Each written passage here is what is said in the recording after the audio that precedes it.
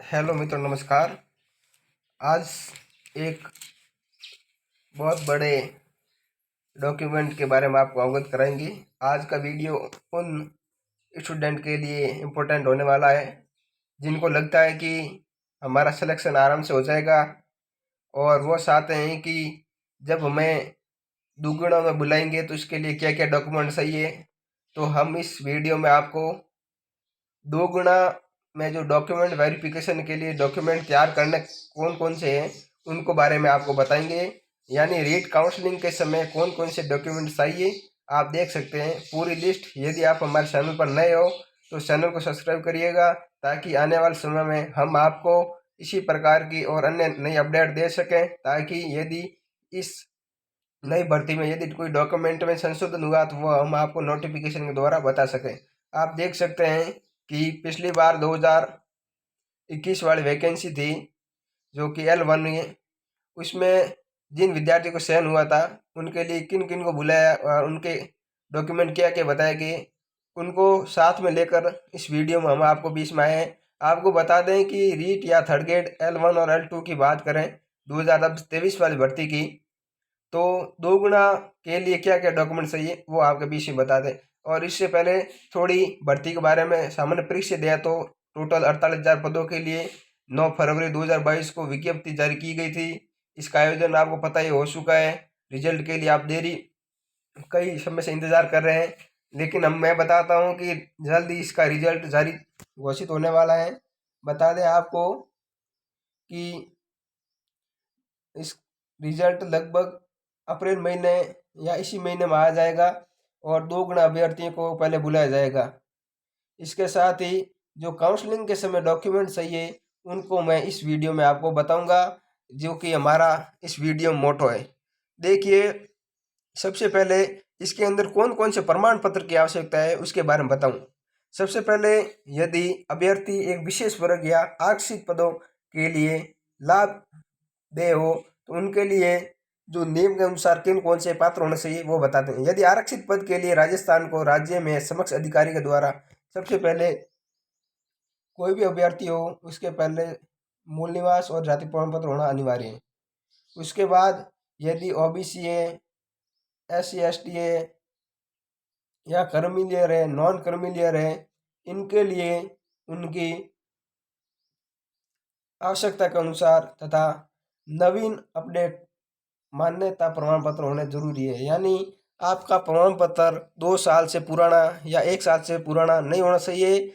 जाति प्रमाण पत्र की बात करें, अब बात करें पिता तथा अन्य परिवार के आय संबंध में, तो इसके लिए आपके पास आय प्रमाण पत्र होना जरूरी है, वो भी नया, यानी 100 महीने से पुराना नहीं होना चाहिए। इसी के साथ अनुसूचित जाति, अनुसूचित जनजाति, शहरी या आदिम जनजाति का प्रमाण पत्र आपके सक्षम पदाधिकारी द्वारा निर्धारित प्रपत्र से जारी होना आवश्यक है। यदि आप अनुसूचित जाति, जनजाति और विवाहित महिला आवेदक हो तो इसके लिए लाभ प्राप्त करने के लिए पिता के नाम और निवास के आधार पर सक्षम अधिकारी के द्वारा जाति प्रमाण पत्र बनाना होगा। और आपको बता दें कि यहाँ पर पति के द्वारा बनाया गया जाति प्रमाण पत्र मान्य नहीं होगा। यहाँ स्पष्ट लिखा हुआ है पति के नाम और निवास के आधार पर जाति प्रमाण पत्र मान्यता नहीं होगा, यानी अपने पिता के नाम पर ही जारी करना होगा। अब बात करें आर्थिक रूप से कमजोर यानी EWS के अनुसार, इनके लिए भी इनकम एंड असिस्टेंट सर्टिफिकेट प्रस्तुत करना होगा। यदि आपके पास EWS सर्टिफिकेट नहीं है तो आपको ये लाभ नहीं मिलेगा।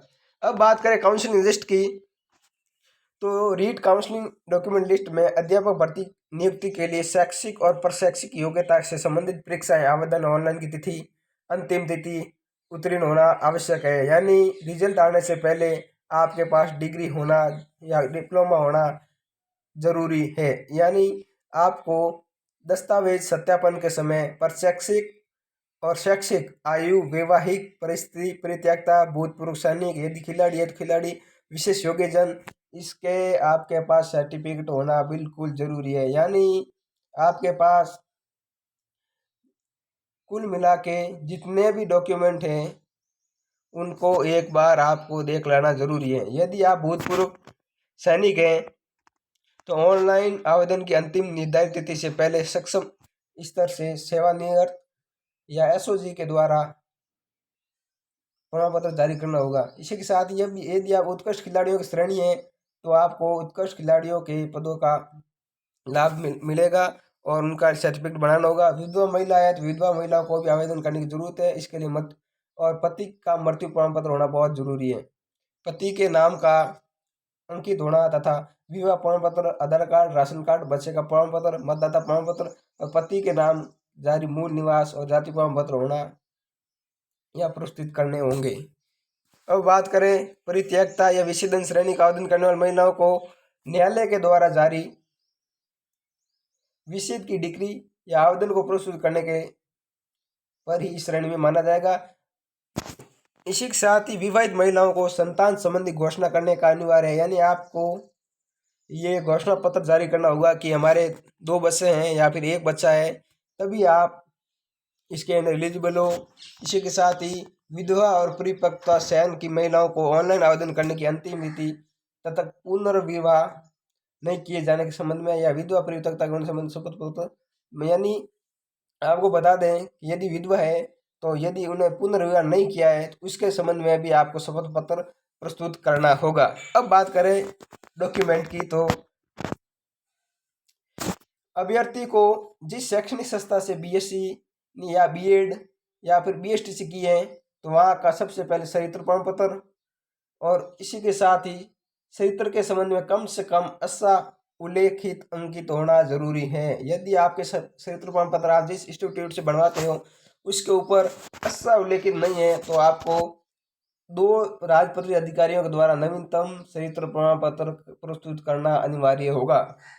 इसके उपरांत पुलिस सर्टिफिकेट और नियुक्ति प्राधिकार को प्रस्तुत करना होगा और आवेदक के विरुद्ध ऐसी कोई आपराधिक धारा या उल्लेखित नहीं होनी चाहिए ताकि प्राधिकार किसी भी प्रकरण में दोषी सिद्ध होने या विचाराधीन होने पर अपात्र होगा। यानी आपको पुलिस सर्टिफिकेट बनाने के साथ ही यदि आप उसमें दोषी पाए जाते हो तो इसके लिए आपको अपात्र या फिर अनएलिजिबल घोषित कर दिया जाएगा। ये तो थी प्रमाण पत्र के बारे में। अब बात करें डॉक्यूमेंट वेरिफिकेशन लिस्ट की, काउंसलिंग की, तो इसके लिए आपको शिक्षा प्रमाण पत्र और नियुक्ति प्राधिकार को प्रस्तुत करना होगा। आवेदक ऐसे जो पहले राजकीय सेवा में रह चुके हैं या गैर सरकारी संस्था में नियुक्त हो चुके हैं उनको अनापत्ति प्रमाण पत्र अधिकारी को प्रस्तुत करना होगा। राजकीय सेवा के उपकरणों में कार्यरत है उनको भर्ती के लिए सूचना देकर अनापत्ति प्राप्त करना चाहिए। ये कुछ उन लोगों के लिए जानकारी थी जो पहले सरकारी सेवा में थे या रिटायर्ड हो चुके हैं। लेकिन आप देख सकते हैं कि ये शिविरा कर्मस 2022 की है और यहाँ डेट भी देख सकते हैं 3 मार्च 2022 की है। जो पिछली विज्ञप्ति देख सकते हैं उस प्राथमिक अध्यापक भर्ती 2021-22 और गैर अनुसूचित उसके जो शॉर्ट लिस्टेड अभ्यर्थी किए गए हैं 2 गुना में, उनको डॉक्यूमेंट वेरिफिकेशन के लिए बुलाए गए थे। उनको क्या क्या डॉक्यूमेंट चाहिए थे वो इसमें दिया गया है। अब हम बात करें सीधे सर आ जाते हैं कि यदि आप डॉक्यूमेंट तैयार कर लेते हो तो कम से कम 2 या 3 सेट जरूर बनवा लेना ताकि कोई किसी प्रकार की दिक्कत या परेशानी का सामना नहीं करना पड़े। अब बात करें लिस्ट की, जो काफ़ी समय से हम इंतजार कर रहे थे। वैसे तो सबको बता दिया लेकिन एक बार देख सकते हैं आप वापस।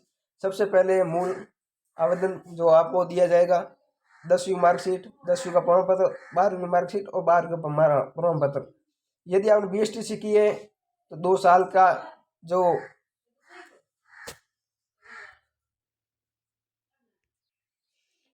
और चरित्र प्रमाण पत्र, बीएसटीसी, परिस्थिति का प्रमाण पत्र और रीट प्रमाण पत्र होना जरूरी है और जाति और मूल निवासी आपके पास डॉक्यूमेंट होना जरूरी है। बात करें लेवल 1 की, तो अब बात करें लेवल 2 की, तो इससे पहले बता दें कि जो और भी डॉक्यूमेंट रहे थे स्काउट गाइड है यदि आपके पास, यदि विवाहित हो तो आपके पास विवाह प्रमाण पत्र और एक आपके पास घोषणा पत्र होना चाहिए और एक शपथ पत्र होना चाहिए।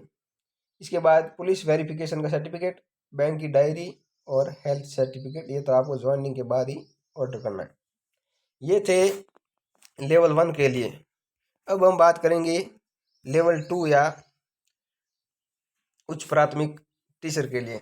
सबसे पहले मूल आवेदन तो है ही, 10वीं 12वीं मार्कशीट और प्रमाण पत्र, और फिर बीएड के दोनों सालों की और बीएड के प्रमाण पत्र और करेक्टर सर्टिफिकेट और बीएड के प्रवेश की प्रमाण पत्र और रीट का प्रमाण पत्र। ये तो कॉमन ही है, उसमें बीएसटीसी थी और इसमें बीएड है। और अब है जाति प्रमाण पत्र, जाति मूल, यदि स्काउट हो तो स्काउट का प्रमाण पत्र, विवाहित हो विवाहित का प्रमाण पत्र और घोषणा पत्र और शपथ पत्र, बैंक की डायरी और पुलिस वेरिफिकेशन आदेश ज्वाइनिंग के आदेश के बाद है, और हेल्थ सर्टिफिकेट। बात करें यदि पुलिस सर्टिफिकेट, तो ये लेटेस्ट होना बिल्कुल ज़रूरी है, तभी आप इसके अंदर एलिजिबल होगा, और ये आपको ज्वाइनिंग के बाद ही बनाना है। यदि आप पहले बनाना तो कोई भी चलेगा, ये आदेश होने के बाद ही बनाना है। चलो, कैसा लगा आपको वीडियो, अपने मित्रों के साथ शेयर कीजिए। इसी के साथ ही आपको best of luck, congratulation for joining the teacher. इसी प्रकार के अन्य कोई जानकारी प्राप्त करने के लिए हमारे चैनल को सब्सक्राइब करिएगा। Thank you watching for the video. बात करें रिजल्ट की, तो देरी जल्द ही आने वाला है। इसी के साथ ही यदि चैनल पर नए हो तो एक बार सब्सक्राइब और शेयर कर दो। Thank you.